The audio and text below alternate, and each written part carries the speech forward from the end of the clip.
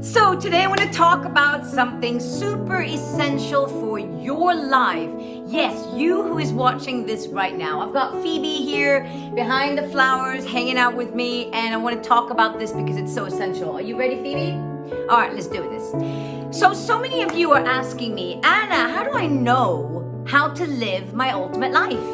I mean, you talk about, living to your full potential and being everything that you were meant to be, but how do I do it?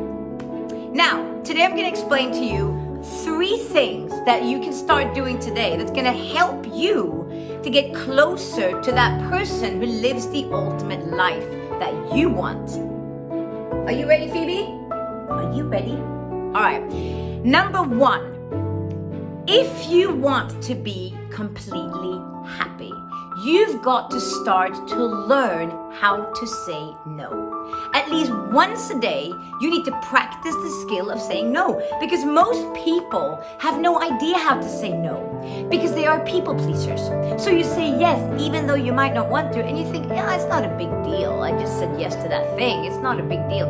It's a gigantic deal, because every time you're saying yes to something that you don't want, you're saying no to yourself, and you're abandoning yourself and whoring yourself out to the least resourceful version of you.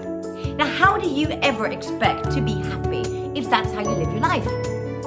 But you might not think that it makes such a big impact. But imagine if you, on a consistent basis, abandon yourself, don't listen to the most important person in your life, which is you are saying yes to getting a life that you don't want. Because if you don't say yes to you, you're saying yes to somebody else. And if you're saying yes to somebody else, you're not in charge of your life anymore. So number 1, learn to say no. Start with small things, just tiny things that you might not think makes a big difference, but it makes a gigantic difference. So that's number 1. Number 2, if you want to have the ultimate life, stop asking people around you what you should be doing with your life or what you think. What do you think about this? What do you think about this? Instead go, okay, if I had no fear right now, no fear, and if I was the absolute best version of myself, what would I do? Because most of the time, why we start questioning our intuition or our gut feeling, that you can call it, is because you are filled with fear. What are people going to say? What if nobody likes me after this? What if people think I'm cocky? What if they think I'm too much? So that's why we don't listen to ourselves. So what I want you to do is stop asking people around you and ask yourself this question. If I had no fear right now, what would I do? So that's number 2. Now, the 3rd thing that you can do to get you on that journey to having the life of your dreams is paying attention to your internal language. In your metaphysical world is where all your thoughts live.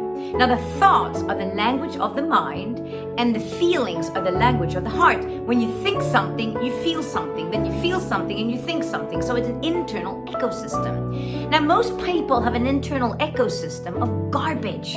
We have about 60 to 70,000 thoughts in our mind every single day. And I'm telling you right now, you might not believe this, but 90% of people have about 95% of the thoughts being negative. Really. That's why, because if you don't train your brain to look for what's good in the world, your brain will automatically be looking for what's bad and what could be going wrong, because your brain is designed to look for danger. It's not designed to make you happy. That's why we have the fight or flight mode. It's designed for you to stay away from danger. Therefore, your brain is always sussing out the worst case scenario. But because you've got something in your brain called the reticular activating system, which is a bunch of nerves at the base of your skull that gets activated when you think about something. If you're looking for what could be going wrong, you're driving your car straight into the wall. Because you're looking for what could be going wrong, you're filtering, your brain is filtering out all the stuff that could be going right, and now you're highlighting what could be going wrong. All your energy goes towards what could be going wrong. How do you expect your life to be beautiful? It won't. It will not. I'm telling you right now. So have an inventory in your mind. How do I speak to myself? How do I speak to others about myself? What are the thoughts that I think to myself? I mean, I know that most people say things to themselves they would never say to someone else. You would never call someone else a fucking idiot or a cunt, but you say it to yourself all the time, right? I know you do. You fail at something and you think you're a loser. Your identity becomes, I'm a loser. Just because that you fail at something. Would you tell somebody else who fails that they're a loser? I'd never tell you you're a loser, Phoebe. You can't be a loser. So I want you to understand that there are these 3 tools. These are just small little tools that you can implement in your life. Will help you to become more conscious of what's going on for you and to take more decisions towards your greatness, so that you don't want to be, because you don't want to be one of those people like most people are, who just going with the flow and their life ends up somewhere where they actually didn't want their life to be.